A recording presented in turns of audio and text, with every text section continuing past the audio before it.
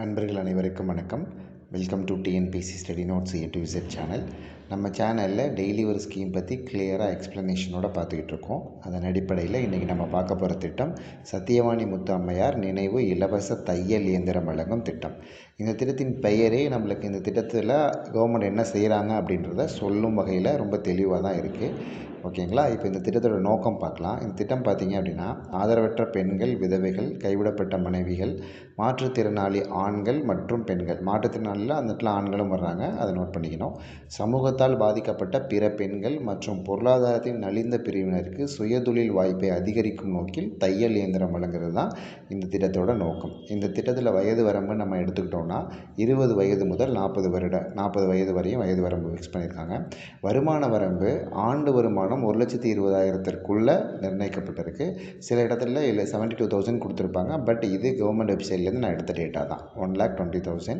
அதுக்கப்புறம் பார்த்திங்கன்னா எஜுகேஷன் கல்வி தகுதி இதுக்குன்னு தனியாக ஸ்பெஷலாக எந்த கல்வி தகுதியும் அவங்க மென்ஷன் பண்ணலை.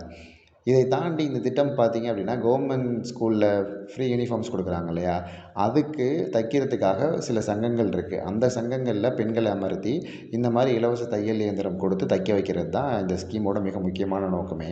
ஸோ அதன் அடிப்படையில் தான் இந்த ஸ்லைடு கொடுத்துருக்கேன். இதுலேருந்து பாயிண்ட்ஸ் வரத்துக்கு நம்மளுக்கு கேள்வியாக நம்ம எதிர்பார்க்குறத விட ஜஸ்ட் தெரிஞ்சுக்கோங்க அப்படின்றதுக்காக தான் ஜஸ்ட் பாஸ் பண்ணிவிட்டு இந்த ஸ்லைடையும் அடுத்த ஸ்லைடையும் ஒரு ரீடு மட்டும் விட்டுக்கோங்க. ஓகேங்களா?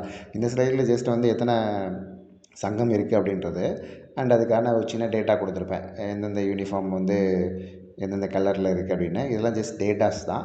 ஸோ இந்த ஸ்லைட் இதுக்கு முன்னாடி இருக்க ஸ்லைட் மட்டும் ஜஸ்ட் நீங்கள் ஒரு பாஸ் பண்ணிவிட்டு ஒரு ரீட் அவுட் விட்டுக்கோங்க. எக்ஸாம் பாயிண்ட் ஆஃப் வியூவில் தகவல் நம்ம தெரிஞ்சுக்கணும் அப்படின்றதுக்காக கொடுக்கப்பட்ட ஸ்லைடு தான். ஓகேங்களா?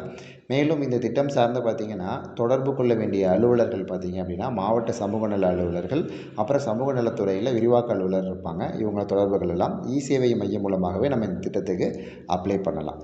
ஓகேங்களா? இந்த திட்டத்தில் குறை இருந்துச்சு அப்படின்னா டிஸ்ட்ரிக்ட் லெவலில் டிஸ்ட்ரிக்ட் ஆட்சியர், மாவட்ட ஆட்சியர் அல்லது மாவட்ட சமூக நல அலுவலர்கிட்ட சொல்லலாம். மாநில லெவலில் சமூக நல ஆணையர்கிட்ட நம்ம இந்த திட்டத்தின் சார்பாக இருக்கக்கூடிய குறைகளை முறையிடலாம். ஓகேங்களா? இந்த திட்டம் சார்ந்து விரிவான தகவல்கள் நம்ம பார்த்துட்டோம். இந்த வீடியோ உங்களுக்கு யூஸ்ஃபுல்லாக இருக்கும்னு நம்புகிறேன்.